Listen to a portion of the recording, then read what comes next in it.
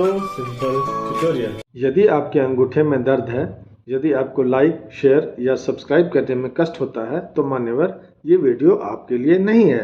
आपसे विनम्र निवेदन है कि आप इसे छोड़कर जा सकते हैं। Good morning students, welcome to SST so simple tutorial.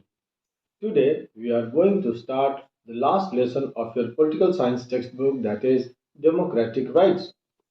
पिछले दो लेसन्स में हम लोगों ने एक डेमोक्रेटिक गवर्नमेंट के दो बेसिक एलिमेंट्स की चर्चा की। इलेक्टोरल पॉलिटिक्स में हमने देखा कि एक डेमोक्रेटिक गवर्नमेंट का रेगुलर इंटरवल में, मतलब periodically, free and fair elections के द्वारा चुना जाना जरूरी है। दूसरा, वर्किंग ऑफ इंस्टीट्यूशंस में हमने पढ़ा कि democracy must be based on institutions that follow certain rules and regulations. Democracy को ऐसे इंस्टीट्यूशंस पर निर्भर रहना चाहिए जो कायदे कानून के हिसाब से काम करती हो। तो ये जो दो एलिमेंट्स हैं ना, ये जरूरी तो हैं पर सफिशिएंट नहीं है। एक गवर्नमेंट को डेमोक्रेटिक होने के लिए जरूरी है कि उसमें एक तीसरा एलिमेंट भी जुड़े, वो है एंजॉयमेंट ऑफ राइट्स। एक सही तरीके से इलेक्टेड रूलर को, जो बाकायदे इस्टैब्लिश्ड इंस्टीट्यूशंस के साथ काम भी कर रहे हों, उन्हें पता होना चाहिए कि उनकी सीमाएं कहाँ हैं, वो लक्ष्मण रेखा कहाँ है जिन्हें उनको पार नहीं करना है। They must learn not to cross some limits। तो सवाल ये उठता है कि इस लक्ष्मण रेखा को खींचता कौन है?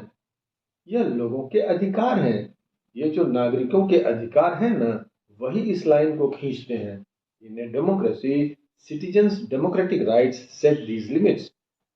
क्या आपको याद है फर्स्ट चैप्टर में जब हम फीचर्स ऑफ डेमोक्रेसी पढ़ रहे थे, उसका लास्ट पॉइंट क्या था?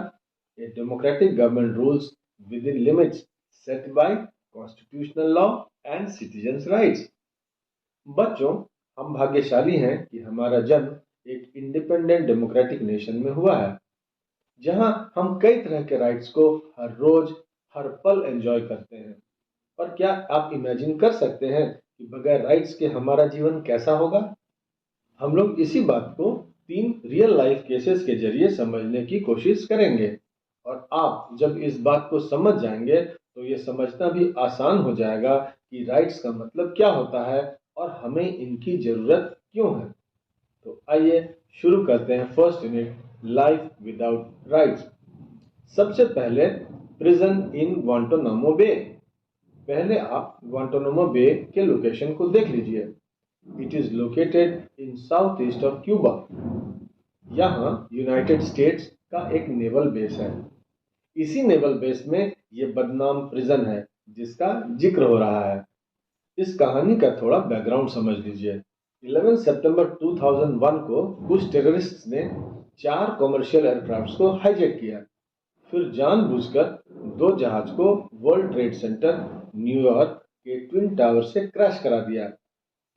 तीसरे जहाज को पेंटागन, जो कि यूएस डिपार्टमेंट ऑफ डिफेंस की बिल्डिंग थी, उससे क्रैश करा दिया। चौथा जहाज खुद ही कहीं खेत में जा गिरा। इन हमलों में लगभग 3000 लोग और 19 हाईजैकर मारे गए। इसी हमले को आमतौर पर 9/11 के नाम से जाना जाता है। बाद में पता चला कि ये सब टेररिस्ट ग्रुप अल-कायदा का किया हुआ था। यूएस पर इतना बड़ा हमला हुआ, रिएक्शन तो आना ही था। इस घटना के बाद अमेरिका ने जो मिलिट्री कैंपेन किए उसे वॉर ऑन टेरर कहा जाता है। उसके बाद यूएस फोर्सेस ने चुपचाप सीक्रेटली दुनिया भर के अलग अलग जगहों से लगभग 600 लोगों को पकड़कर ग्वांटानामो बे के जेल में डाल दिया। अमेरिकन गवर्नमेंट का कहना था कि ये लोग अमेरिका के दुश्मन हैं।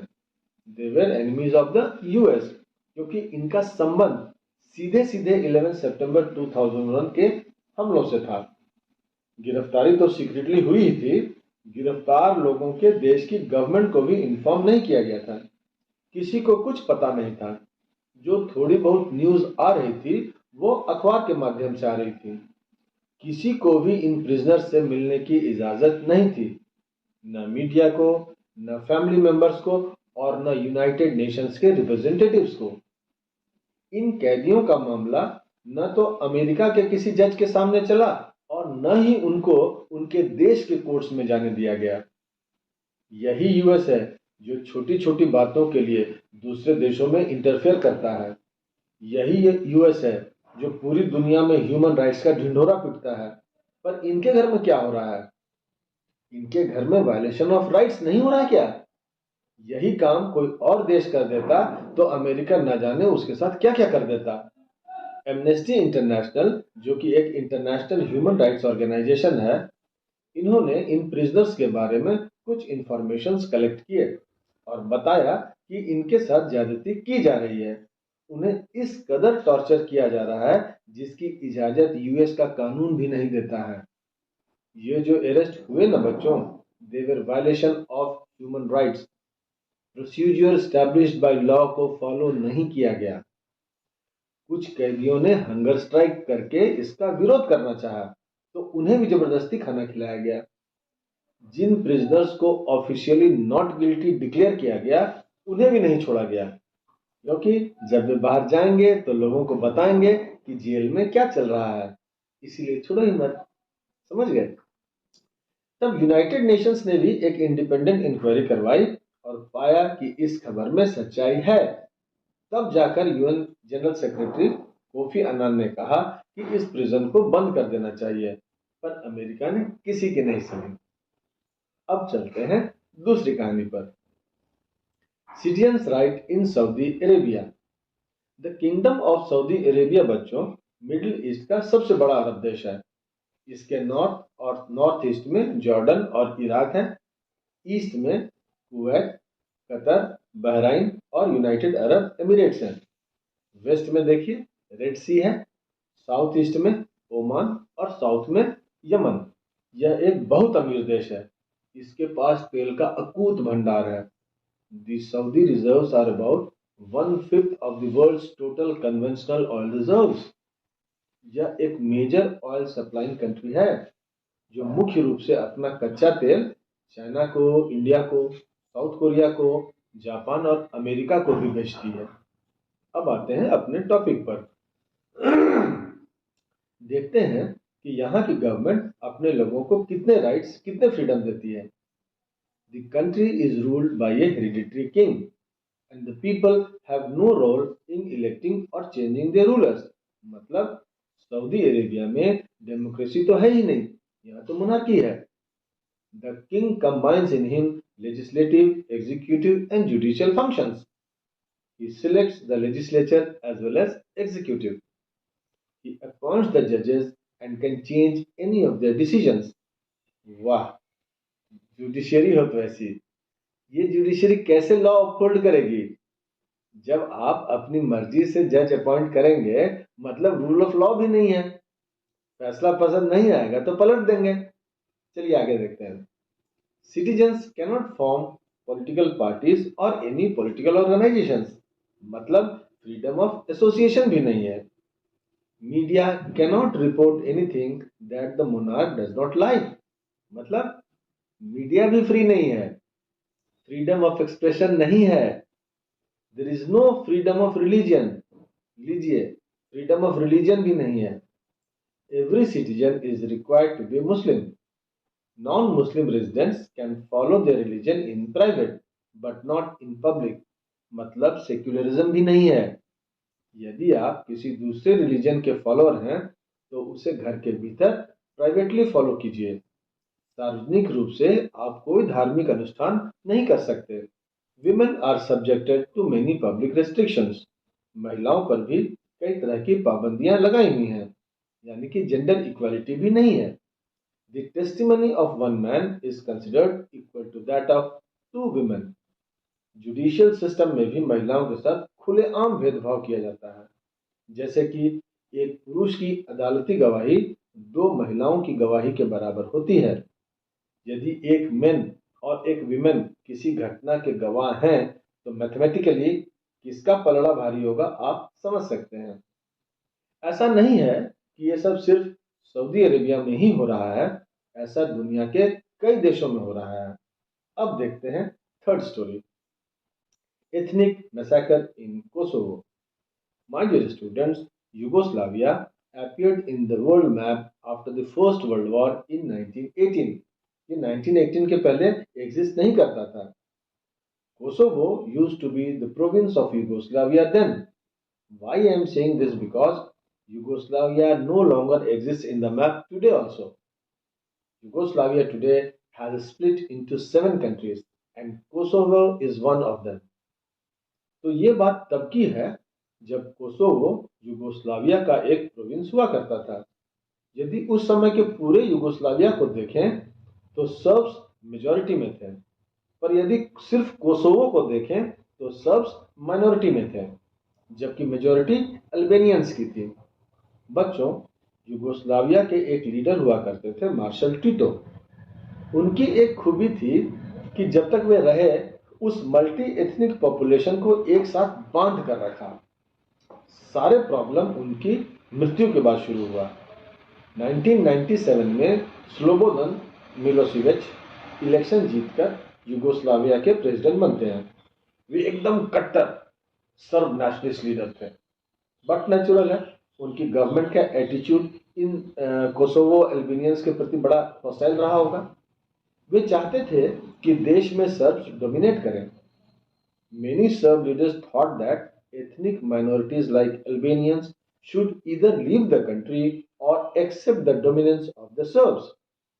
सर्ब लीडर्स का मानना था कि जो एथनिक माइनॉरिटीज है ना, जैसे सर्ब्स, उनको या तो देश छोड़ देना चाहिए या सर्ब्स के डोमिनेंस को एक्सेप्ट कर लेना चाहिए. उसके बाद मैसेकर का एक दौर शुरू होता है. जब आप बुक पढ़ेंगे तो उसमें एक 74 इयर्स ओल्ड लेडी की कहानी पाएंगे. कैसे सेना के जवान दंदनाते हुए उनके घर में घुस आते हैं और उनकी आंखों के सामने उनके हस्बैंड को गोली मार देते हैं, उनका सब कुछ छीन लेते हैं और उनको घर से बाहर कर उनके घर को आग लगा देते हैं. यह कहानी एक घर की नहीं है, बल्कि ऐसे तो हजारों अल्बेनियंस के साथ हुआ.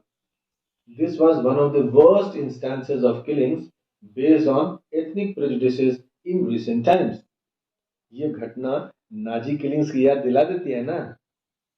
यहां पर यह बात समझने की है कि क्या माइनॉरिटी ग्रुप्स को कोई राइट्स नहीं होने चाहिए. आखिरकार कई देश इसमें दखल देते हैं, तब जाकर के ये मैसेकर का सिलसिला रुकता है. मिलोसेविच की सत्ता चली जाती है और इंटरनेशनल कोर्ट ऑफ जस्टिस में उन पर क्राइम अगेंस्ट ह्यूमैनिटी का मुकदमा चलता है. अब चलिए इन घटनाओं की एनालिसिस करते हैं. पहले ग्वांटानामो बे से. जरा सोचिए वो लाइफ कैसा होगा कि कोई भी आएगा और आपको आपके घर से उठा के ले जाएगा, वो भी चुपचाप, ऐसे कि आपकी गवर्नमेंट को भी पता ना चले. मतलब कुछ तो यहाँ मिसिंग है. और भाई, तुम जिसे सस्पेक्ट कर रहे हो उसको सेल्फ डिफेंस का मौका नहीं दोगे क्या? कोर्ट में उसका एक फेयर ट्रायल नहीं करवाओगे? हमारे यहाँ बच्चों, मुंबई टेरर अटैक 26/11 वाले हमले में जब अजमल कसाब पकड़ा गया तो हम लोगों ने उसको डिफेंड करने का मौका दिया ना. उसका केस कोर्ट में चला ना, या उसको सीधे फांसी दे दी गई. ओके, यही नहीं, आप इंटरनेशनल ट्रीटी का उल्लंघन कर किसी को कैसे टॉर्चर कर सकते हैं? कुछ लोग कहेंगे कि पकड़े गए लोग तो दूसरे देश के थे इसलिए ऐसा हुआ होगा. तो फिर सऊदी अरेबिया में जो रिस्ट्रिक्शंस लागू थे वो किन के लिए थे? वे तो वहीं के लोग थे. तो फिर कुछ लोग कहेंगे कि भाई वहां तो एब्सोल्यूट मोनार्की थी ना, इसीलिए ऐसा हो रहा था. यदि लोगों ने अपना रूलर को चुना होता तो ऐसा थोड़ी होता. तो फिर कोसोवो में क्या हो रहा था? कोसोवो में तो उनकी अपनी चुनी हुई सरकार थी. जो सेना कत्लेआम कर रही थी वो किसी दूसरे देश की सेना थोड़ी थी. वो सेना किसके डायरेक्शन पे काम कर रही थी? तो बच्चों, इन कहानियों के जरिए बस ये बताने की कोशिश है कि आप फील कर सकें कि लाइफ विदाउट राइट्स कैसा होता है. और अब आपको ये समझने में आसानी होगी कि why do we need rights. I hope you have understood the 3 stories and the sense behind these stories. Let me stop here, students. Now read your book once. In the next class, we will discuss the next unit, Rights in a Democracy. Till then, keep reading and have a nice time. Thank you.